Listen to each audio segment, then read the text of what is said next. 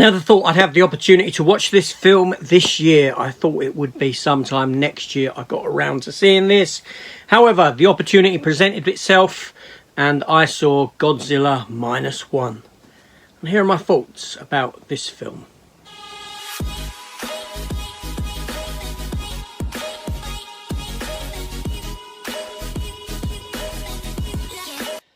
Hello everyone, welcome back to the channel. Welcome to another review. Yes, Godzilla Minus One. Now Christmas is out of the way.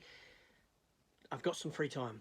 I can catch up on stuff that I didn't watch. Didn't think I was going to get to watch. So Godzilla Minus One. This is a 2023 Japanese movie. Rated 12A. With a runtime of 2 hours and 4 minutes. It comes at us written and directed by Takashi Yamazaki. And it's got a wealth of talent within it from that side of the Pacific.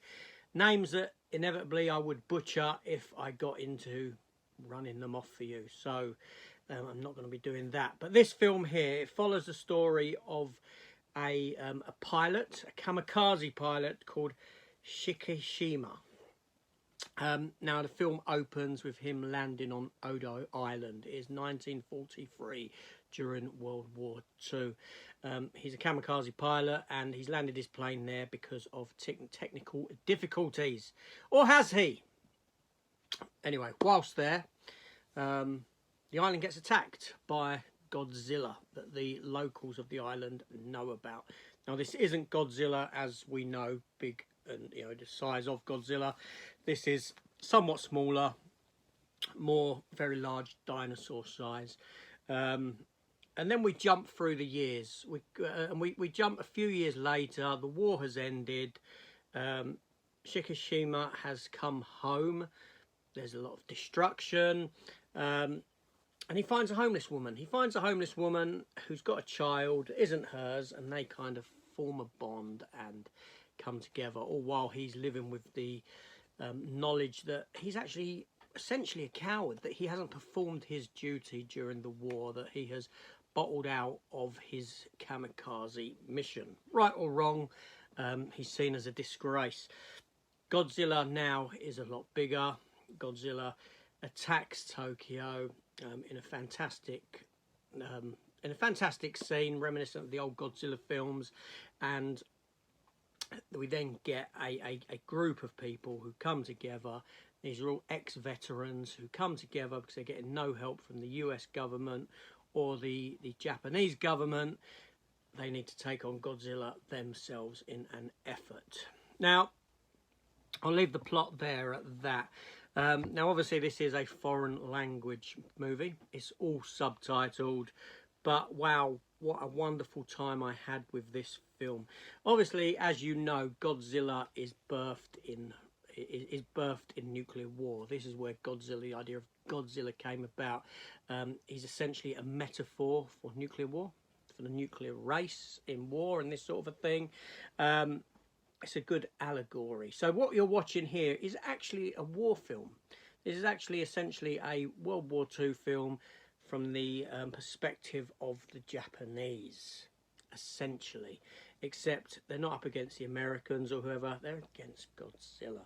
And it works wonders. Now, this film, very well directed. Bit of a slow burn at the beginning. But once it gets there, once you get to that first attack on Tokyo and things start ramping up, building up, and you're given a final third act that is just phenomenal. The effects for Godzilla look great. This is Godzilla as we know him from the Japanese movies, not the Godzilla we really know from the American movies. This is a slower paced Godzilla, but he looks fantastic. And there's certain scenes that are done within the attack on Tokyo, this part of Tokyo, that are a homage to the earlier Godzilla films, the picking up of the railway car while it's out of the trains out of its mouth, this sort of a thing. It's paying homage to what came before, and fantastically done. It does so too. Now, like I said, the film reverts into a war movie towards the end, and the aesthetic for this film, it even made my dad say, when was this film made? because he thought he was watching a film much older than what you're watching. And, you know, aesthetically, that's a good thing. You know, everything was in place in this film. It looked great. Like I said, a bit of a slow burn at the beginning, but ramped up by the end. It's got that build. It's got that build. It's got that build. It's got that build. You've got a lot of interesting characters thrown into the mix. The guys that Shihishima is working with after the war on these boats, getting rid of mines and this sort of a thing, who become part of the effort to take down Godzilla. It's a fun film. It's very dark in mood, in tone.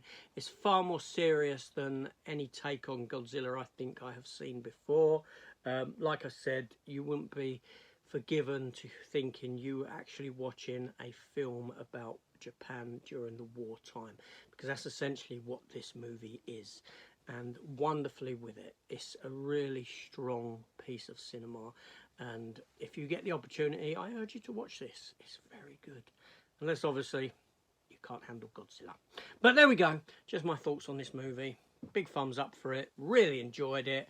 It probably would have made my top 10 had I not done my top 10 already. Yes, I did do my top 10 of 2023. I didn't anticipate seeing anything more this year because there's been a lot going on here at home. And time is of a premium right now. But there we go. Anyway. If you've seen this film, let me know your thoughts down in the comments below. I'll see you on the next one. Take care all and goodbye.